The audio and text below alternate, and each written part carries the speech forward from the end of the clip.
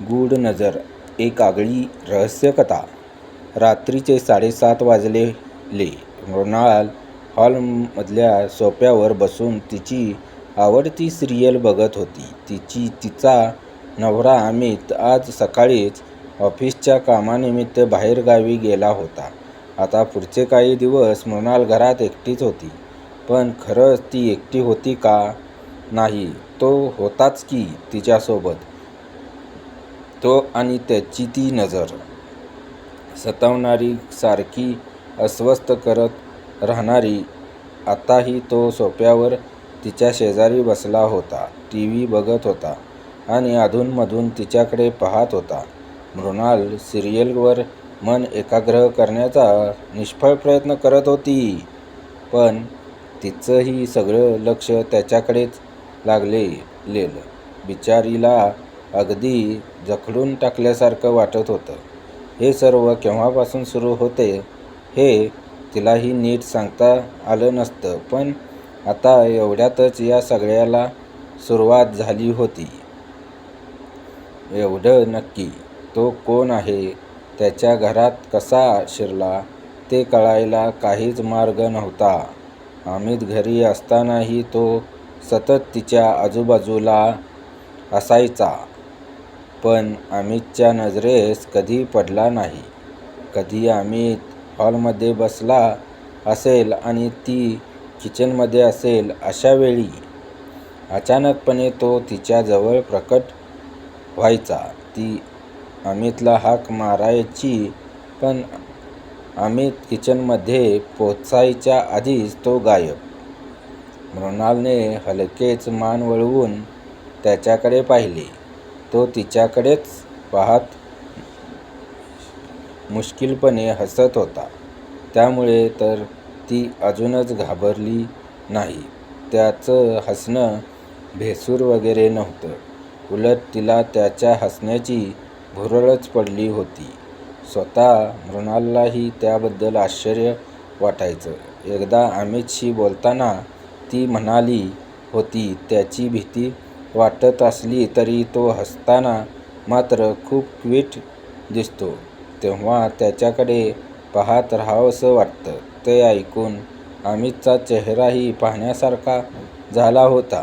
पण जेव्हा तो असा हसतो तेव्हा त्याच्या डोक्यात नक्की काहीतरी शिजत असतं, हे तिला नंतर अनुभवाने समजून लागलं होतं. कारण हसल्यावर तो असं काहीतरी करायचा ज्याची ती कल्पनाही करू शकत नव्हती.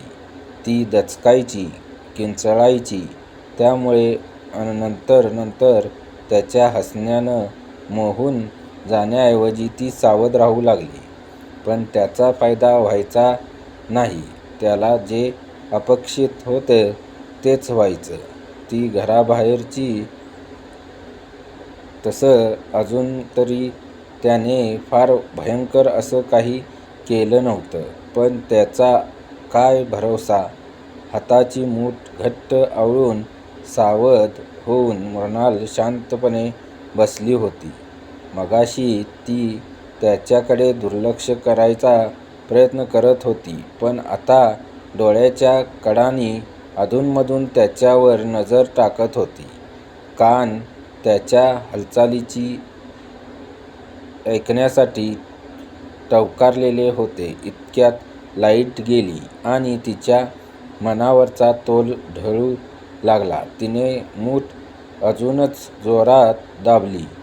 बाजूला हालचाल झाल्यासारखं तिला वाटलं. पाठोपाठ त्याच्या खुसखुसत हसण्याचा आवाज. इतक्यात तिच्या खांद्यावर काहीतरी पडले. मृणालने घाबरून ओरडलं. खांदा झटकला. अर्ध्या मिनिटातच लाईट आली. तिने वाकून खाली जमिनीकडे पाहिले. एक कोळीण लादीवर पडली होती. काळी कुळकुळीत, अनेक पायांची. भयानक पण नकली. तिने कपाळावर हात मारून घेतला. पुन्हा त्याच्या हसण्याचा आवाज आला. तिने त्याच्याकडे बघितलं. आता तो मनमोकळेपणे खळखळून हसत होता. मृणाल सावरून बसली आणि मक्कमपणे त्याच्याकडे बघू लागली. तिचा चेहरा पूर्ण कोरा होता. तो अजूनही हसत होता.